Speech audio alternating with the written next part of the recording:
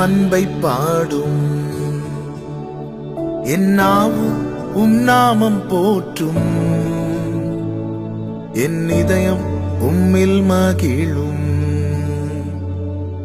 எனக்கென்றும் நீர் போதும். இயேசு கிறிஸ்துவின் இனிய நாமத்தில் உங்களை வாழ்த்துகிறேன். கடந்த நாளெல்லாம் கண்மணி போல பாதுகாத்து இந்த நாளை காண செய்த தேவனுக்கு ஸ்தோத்திரம் உண்டாவதாக. 132வது சங்கீதம் அதனுடைய 13-14 வசனங்கள். கர்த்தர் சீயோனை தெரிந்து கொண்டு அது தமது வாசஸ்தலமாகும்படி விரும்பினார். இது என்றென்றைக்கும் நான் தங்கும் இடம். இதை நான் விரும்பினபடியால் இங்கே வாசம் பண்ணுவேன். கர்த்தருடைய பரிசுத்த நாமம் மகிமைப்படுவதாக. கர்த்தர் சீயோனை தெரிந்து கொண்டிருக்கிறார். எப்படி தெரிந்து கொண்டார் தெரியுமா? வேறு வழி இல்லாமல் அல்ல, விரும்பி தெரிந்து கொண்டார். இந்த நாளிலே என்னை கேட்கிற ஒவ்வொரு கர்த்தருடைய பிள்ளைகளுக்கும் சொல்லுகிற நற்செய்தி இதுதான். உங்களையும் என்னையும் தேவன் தெரிந்தெடுத்தது வேறு வழி இல்லாமல் அல்ல, விரும்பி தெரிந்தெடுத்திருக்கிறார். ஆமென். இந்த தேசத்துல பிறந்த அத்தனை பேரையும் அவர் தெரிந்தெடுத்திருக்கிறார் என்றால் சொல்லலாம், அதில் நானும் ஒருவன் என்று.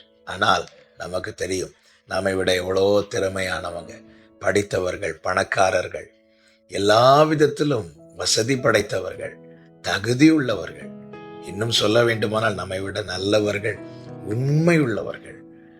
ஆமென். இப்படிப்பட்ட எத்தனையோ பேருக்கு கிடைக்காத இந்த பாக்கியம் எதற்கும் உதவாத எனக்கும் உங்களுக்கும் கிடைத்திருக்கிறது என்றால் நிச்சயமாய் சொல்ல முடியும், இது நம்முடைய கிரியையினால் உண்டானது அல்ல.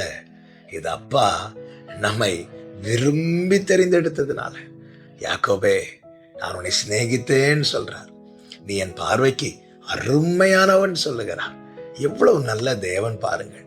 எனவேதான் எரேமியாவை கொண்டு எழுதி வைத்தார், அநாதி சிநேகத்தால் உன்னை சிநேகித்தேன், ஆதலால் காருண்யத்தால் உன்னை இழுத்து கொண்டேன். உன்னை நான் இழுத்து கொண்டது, உன்னை நான் தெரிந்தெடுத்தது, உன்னில் ஏதோ ஒரு நன்மை வெளிப்பட்டது என்றதுனால் அல்ல. உன்னிடத்தில் திறமையோ பலமோ, ஆமென், மற்றவர்கள் எதை மேன்மை என்று சொல்லுகிறார்களோ அதெல்லாம் இருப்பதை வைத்தல்ல தெரிந்தெடுத்தது. ஆமென். இஸ்ரவேல் ஜனங்களுக்கு மோசையை கொண்டு சொல்லுகிறார், நான் உங்களை நேசித்து தெரிந்தெடுக்கும் போது நீங்க ரொம்ப கொஞ்சமா இருந்தீங்க. ஆமென். உலகம் நம்மிடத்தில் உள்ளதை பார்த்து நேசிக்கும் போது, அப்பா நம்ம தகப்பன் அவர் மட்டும்தான் நம் உள்ளத்தை பார்த்து நேசிக்கிறார். எனவேதான் சொல்லுகிறார், நீ எனக்கு அருமையான குமாரன், பிரியமான பிள்ளை. சியோனே, உன்னை தேவன் விரும்பி தெரிந்தெடுத்திருக்கிறார். உன்னை நேசிக்க யாரும் இல்லை. என்னை யாருக்கு தான் பிடிக்குது? ஆமென். என்னை எல்லாரும் பகைக்கிறாங்க, என்னை எல்லாரும் வெறுக்கிறாங்க, என்னை எல்லாரும் ஒதுக்குறாங்க என்ற கேள்வியோடு கண்ணீரோடு இதை ஒரு சிலர் கேட்டுக்கொண்டிருக்கலாம். நான் உங்களுக்கு சொல்லுகிறேன், நீ தேவனால் தெரிந்தெடுக்கப்பட்டிருக்கிறாய். தேவன் உன்னை எப்படி தெரிந்தெடுத்திருக்கிறார் தெரியுமா? விரும்பி தெரிந்தெடுத்திருக்கிறார், நேசித்து தெரிந்தெடுத்திருக்கிறார். அவருடைய நேசம் என்பது அதன் ஆழம், அதன் நீளம், அதன் அகலம், அதன் உயரம் நம்மால் அளக்கவே முடியாது. அது அறிவுக்கு எட்டாதது.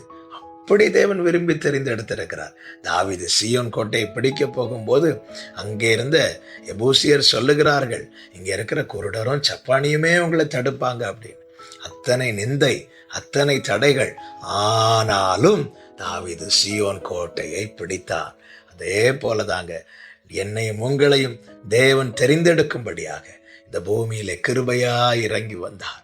ஆமென். பேதுருவை வா என்று அழைத்தார், பேதுரு வந்து விட்டார். யோவானை வா என்று அழைத்தார், யோவான் வந்து விட்டார். அப்படி நம்மை அழைக்க முடியவில்லை. காரணம், அத்தனை பாவங்கள் நம்ம மேல் இருந்துச்சு, அவ்வளவு தடைகள் இருந்துச்சு. அதனால கர்த்தர் என்ன செய்தார் தெரியுமா? சிலுவையிலே போராடினார், சிலுவையில யுத்தம் பண்ணினார், சிலுவையில வெற்றி சிறந்தார். இதற்கு கிரயமாக அவர் தம்மையே கொடுத்தார். அதன் பலனாக பிதாவாகிய தேவன் நம்மை நம் ஆண்டவராக இயேசுவின் இடத்துல கொடுத்தார். அவருடைய அன்பினால் இழுக்கப்பட்டு இப்பொழுது நாம் அவருடையவர்களாய் இருக்கிறோம். காரணம், அவர் நம்மை விரும்பினபடினாலே தெரிந்து கொண்டார். இதை மறவாதபடி கர்த்தருக்குள் மகிழ்ச்சியாயிருங்கள். சியோனே, உன்னை தேவன் விரும்பி தெரிந்தெடுத்தபடியினாலே உன்னை கட்டி மகிமைப்படுவார். உன் வாழ்க்கை அவர் கட்டி எழுப்புவார். உன்னை குறித்து சொல்லப்பட்டதை அவர் ஸ்திரப்படுத்துவார். அப்படியே செய்வாராக என்று ஒவ்வொருவரையும் நான் இயேசுவின் நாமத்தில் மனதார வாழ்த்துகிறேன். கர்த்தர் உங்களை ஆசீர்வதிப்பாராக. ஜெபிக்கலாமா? எங்கள் பரலோக தகப்பனே, யாரும் நேசிக்க இல்லாத போது எங்களை விரும்பி தெரிந்தெடுத்தவரே, அப்பா நன்றி செலுத்துகிறோம். இதை உணர்ந்தவர்களாய் உண்மையோடு வாழ எங்களுக்கு கிருபை செய்யும். இயேசுவின் நாமத்தில் பிதாவே, ஆமென்.